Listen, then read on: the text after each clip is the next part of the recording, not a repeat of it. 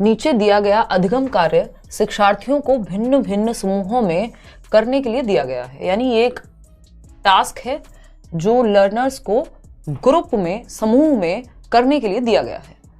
पता लगाएं कि शब्द संपदा के अधिगम की, यानी वोकैबुलरी लर्निंग की जब ये बात हो रही है, शब्द संपदा मतलब वोकैबुलरी बिल्डिंग एक्सरसाइज है एक, तो शब्द संपदा के अधिगम की इस गतिविधि को किस रूप में जाना जाएगा? निम्नलिखित शब्दों में से संबंधित शब्द और वाक्यों का पता लगाएं।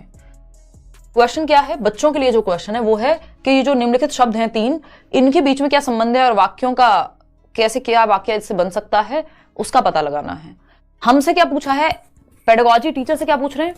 हमसे पूछ रहे हैं कि शब्द संपदा के अधिगम की इस गतिविधि को किस रूप में जाना जाएगा। यानी ये जो एक्टिविटी टीचर ने दी है इसको पेडागोजिकल वे में क्या कहेंगे?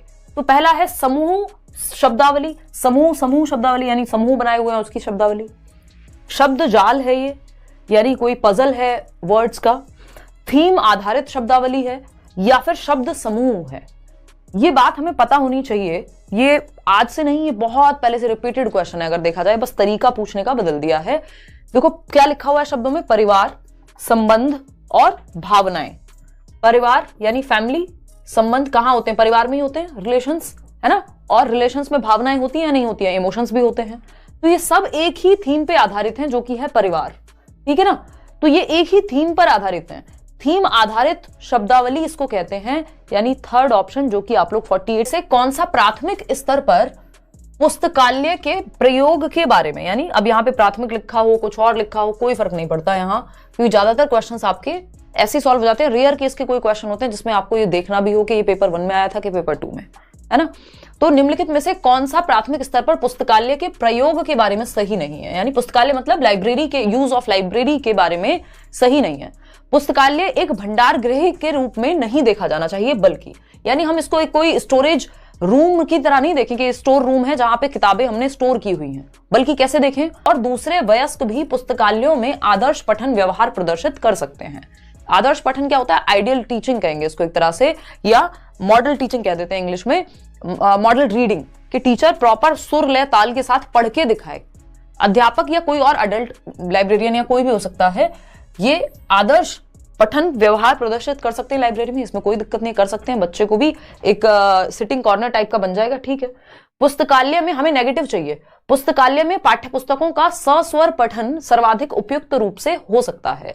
यानी जो लाइब्रेरी है सिर्फ वही जो टेक्स्ट बुक्स हैं आपकी, यानी पाठ्य पुस्तक हैं, उनका लाउड रीडिंग या जिसको हम सस्वर पठन कहते हैं, सुर लय ताल के साथ जो पूरा पठन है, चाहे कोई कविता है तो उसको गाकर पूरी उसकी जो राइम है रिदम के साथ, है ना, सुर लय ताल का प्रयोग करके उसका उपयुक्त, सबसे बेहतर ये काम सिर्फ पुस्तकालय में होगा। क्यों? बच्चे गार्डन में भी कर सकते हैं, बच्चे घर पे भी कर सकते हैं, क्लासरूम में भी ये काम किया जा सकता है कि टीचर रिसाइट कर रही हो या एक कविता का वाचन कर रही हो, सस्वर पठन करा रही हो। जरूरी थोड़ी सिर्फ लाइब्रेरी में ही होगा ये काम या पुस्तकालय में ही होगा। तो ये ऑप्शन हमें गलत लग रहा है। फिर भी हमें बाकी के दोनों ऑप्शंस पढ़ने पड़ेंगे, क्योंकि इससे भी गलत कुछ हो सकता है। थर्ड ऑप्शन है शिक्षार्थियों को बाल साहित्य की विविध प्रकार की विधाओं को देखने के मौके मिलने चाहिए। यानी बाल साहित्य जिसको हम कहते हैं चिल्ड्रंस लिटरेचर, है ना, बचपन में पढ़ते थे ना। तो अगर हम देखें बाल साहित्य की विविध प्रकार की विधाओं को देखने के मौके मिलने चाहिए, कि भाई कोई कहानी है, कोई कविता है या कोई नाटक है, तो ये अलग अलग विधाएं हैं, ठीक है, इसमें कोई दिक्कत नहीं है। वो इस तरह की अलग अलग किताबें हो सकती हैं लाइब्रेरी में। पुस्तकों के साथ संलग्नता के सक्रिय परिवेश के रूप में देखा जाना चाहिए, कि बच्चे एक्टिव रहेंगे, ऐसा एनवायरनमेंट मिल गया है लाइब्रेरी। सही बात है, लेकिन गलत क्या है? गलत है सेकेंड ऑप्शन, और जो गलत है वही सही है क्योंकि पूछा ही गलत था। तो B option is the right answer, या 2 सेकेंड जो ऑप्शन है वो आपका गलत है और यही सही है क्योंकि पूछा ही गलत है। साक्षरता अर्जित करने के लिए किसमें निपुणता यानी मास्टरी का होना जरूरी है? साक्षरता मतलब लिटरेसी, कि बच्चा पढ़ना सीख जाए, लिटरेट बन जाए। इसको अर्जित करने के लिए बच्चे में निपुणता किसको लेकर के होनी चाहिए, यानी मास्टरी, किस चीज पे उसकी पकड़ होनी चाहिए एक बच्चे की? पहला ऑप्शन है डिकोडिंग और भाषा अवबोधन। डिकोडिंग क्या है? आप डिकोड कर पा रहे हैं तभी ये पढ़ पा रहे हैं, है ना। साक्षरता का मतलब लिटरेसी होता है, या आपने इसको डिकोड किया अपने ब्रेन में कि स साथ में आ का डंडा, फिर क्षत्रिय वाला, फिर र लिखा हुआ है, त फिर आ की मात्रा, तो साक्षरता है ये आपने अपने ब्रेन में डिकोड किया है। डिकोडिंग और भाषा अवबोधन। अवबोधन क्या है कि साक्षरता का मतलब क्या है, यानी लैंग्वेज कॉम्प्रीहेंशन। बात तो पॉजिटिव लग रही है, फिर भी देखेंगे। कह रहे हैं मास्टरी किसकी? सटीकता और ध्वन्यात्मक बोध, यानी आप अगर साक्षरता यानी पढ़ना सीखना चाह रहे हैं, साक्षर होना चाह रहे हैं कि पढ़ के समझ पाए आप, इसके लिए सटीकता और ध्वन्यात्मक बोध। तो ऐसा जरूरी नहीं है कि आपका प्रोनाउंसिएशन एग्जैक्ट होगा, उच्चारण एकदम सही होगा तभी आप पढ़ के समझ पाएंगे। कई लोगों का उच्चारण भाई अपने क्षेत्रीय प्रभाव के कारण अलग हो सकता है, या एक्यूरेट ना हो या मानक ना हो, ये हो सकता है। जैसे अगर कोई बिहार से है तो वो सड़क को सड़क बोल सकता है, ये क्या हुआ, ध्वन्यात्मक बोध में गड़बड़ हो सकती है, लेकिन सटीक तो है। ऐसा थोड़ी सड़क को वो हवाई जहाज समझ रहा होगा, सड़क पढ़ के समझ तो सड़क ही रहा होगा, बेशक ध्वन्यात्मक बोध डिफरेंट है। तो यहां पे लिटरेसी में ऐसा नहीं है कि ध्वन्यात्मक बोध एकदम एक्यूरेट ही चाहिए, नहीं। ध्वन्यात्मक जागरूकता और प्रवाह यानी फोनोलॉजिकल अवेयरनेस जिसको हम कहते हैं, कि आप ध्वनि, ये ध व और ये न पे छोटी की मात्रा बनेगी तो इसको ध्वनि कहेंगे। ये ध्वन्यात्मक जागरूकता है कि एक अक्षर से दूसरा एक अक्षर मिलकर के कैसी साउंड क्रिएट करेगा। ठीक है भाई, ये भी सुनने में, लेकिन ये रीडिंग के बारे में है सिर्फ। यहां पे हम साक्षरता की बात कर रहे हैं कि आप पढ़ के समझ भी पाए। दृश्य यानी साइट शब्दावली और प्रतिमानों की पहचान। साइट शब्दावली क्या होती है, साइट वर्ड्स इंग्लिश में भी कहते हैं, जिनको आप देखते ही पहचान लेते हैं। जैसे चाहिए, अब ये चाहिए एक साइट वर्ड है जिसका मतलब आप एक बार एक नजर में पहचान लेंगे, है ना। अगर लिखा हुआ है में घर, तो इनका मतलब आप एक नजर पढ़ते ही पहचान लेते हैं। इनको इसलिए साइट वर्ड या दृश्य सामग्री कहा जाता है, क्योंकि एक नजर में, एक दृश्य में ही आप इनका मतलब समझ जाते हैं। ठीक, तो ये भी सही नहीं है। सबसे बेहतर है डिकोडिंग और भाषा अवबोधन।